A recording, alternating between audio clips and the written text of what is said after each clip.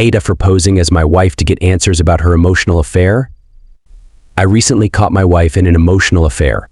I found a month's worth of text messages between her and a guy she went to high school with. I found them in her deleted texts folder.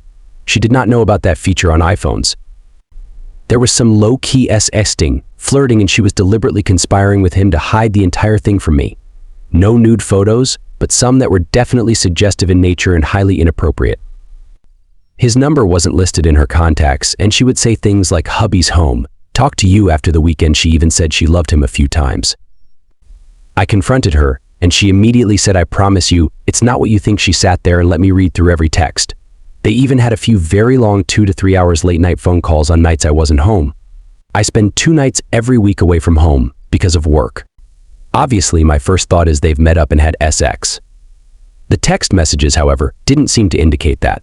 The only problem is there's about a month's worth of texts that I couldn't get to because they were permanently deleted. The messages automatically go away forever after a month. How can I be sure that they didn't hook up during that month? Cell phone records show when they started texting. It matched with exactly what day she says it started around. She has assured me that they didn't hook up and never even attempted to. I want to believe her. She's being very honest, apologetic, and committed to doing whatever it takes to rebuild the trust and put it behind us. She's doing and saying all the right things. Blocked his number, offered to add a spy app to her phone and let me see all of her texts, etc. Even the text threads with her best friend. There were some things in there that hurt, but still no smoking gun indicating a physical affair. Here's the problem: I still, in the back of my mind, had a hard time believing they didn't hook up. It was nagging at me. I have slept 4 hours each night since I found them. Then suddenly last night it hit me. It was like in a movie. I popped straight up out of bed. She blocked him forever and says she'll never talk to him again, so I could download one of those apps that have a burner text number and text him as if I'm her. She would never find out. After mulling it over all night, I gave in, and that's exactly what I do. I texted, "Hey, it's me. Husband found our texts. I'm texting from this number because he's monitoring my phone. I feel terrible. I want him to believe me when I say we never met up and did anything, but he won't let it go. What do I do? I don't want to lose my marriage." Then I followed up with, "Can I call you later to really sell it?" His response, "Oh, I don't know what to tell you. We didn't, so at least you're not lying? If you're serious about saving your marriage, maybe calling me isn't the best idea. Good luck and take care." I felt bad immediately. I mean, I felt relieved too, but also really F-king dirty, like I was the one who cheated. I'm 100% ready to hear that I'm the asshole here, so let me have it. First comment, you will get a lot of mixed answers here. I just came to say I was you. I went through this exact scenario to a T, except for the opportunity to text. I will be honest. I wish I had that chance and I would have 100% taken it and done what you did. I didn't. I didn't even truly get the closure I wish I had gotten. All of this to say I stayed. I forgave. We are still together almost 6 years later, and my spouse is an entirely different person. Going through this changed us both. Only you can decide if you want to try and if you can ever get past it. I wouldn't feel guilty. Don't text again. Delete the number. If you decide to stay, my best piece of advice is to not feel guilty for any of your feelings or actions during this. The trauma and the turmoil is already going to be rough. Feeling bad about yourself will just eat you alive. You did what you needed to do to get closure and feel more secure.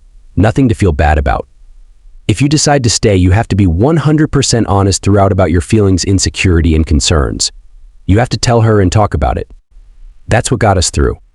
I was honest 100%, even when it seemed to upset my spouse. I would just say healing isn't a straight line and there is no timeline for how long it takes to process and work through this, so you can either hold space for my feelings and reassure me, or we can take time apart. This is how I need to heal and what I need to do, and you don't get to dictate what my healing looks like when you are the one that broke me, and that's what it's going to take.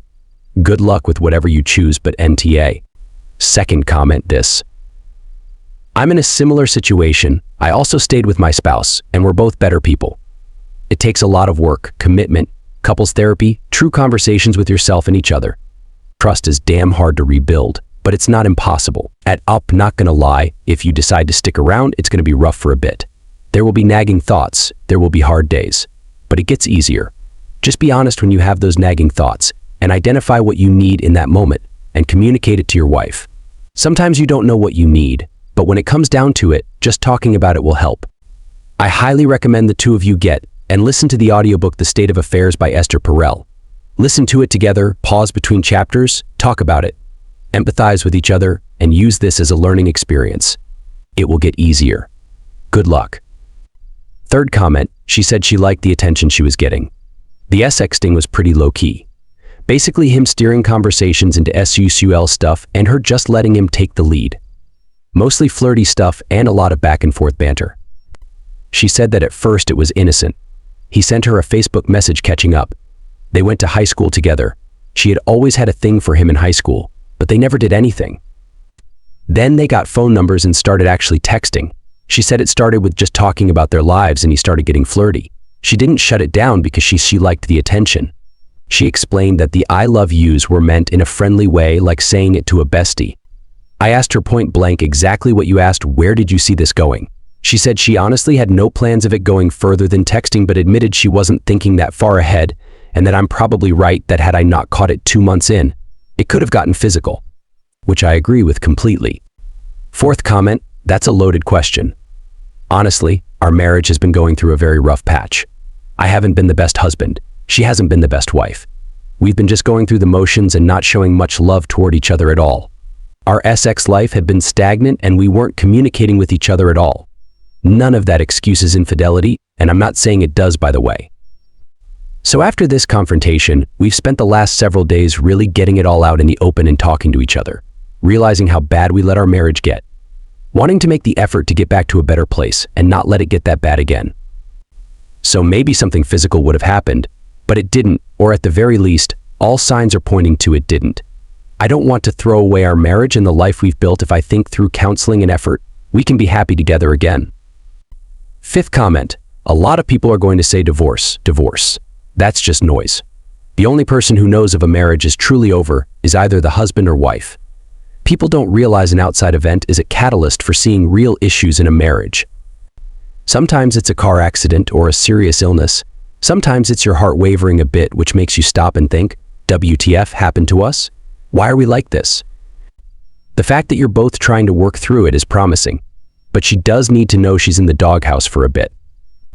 You need to tell her that it will take time to trust her again, and that you will be unreasonably paranoid for a while. She needs to accept responsibility and know that whenever you're gone from home, you're going to be extra suspicious. If she thinks you're completely out of the dark, it might throw her 100% in the opposite direction if randomly you're snooping through her phone like a fiend. The only way forward is together. Are you both going to counseling? I also recommend committing to something together, like a Saturday cooking class or yoga at the park. Do something together as a couple that requires you to touch each other and work together like a team. When my wife and I went through something similar, we started doing renovation projects together on our home. As the home gets nicer, so does our relationship.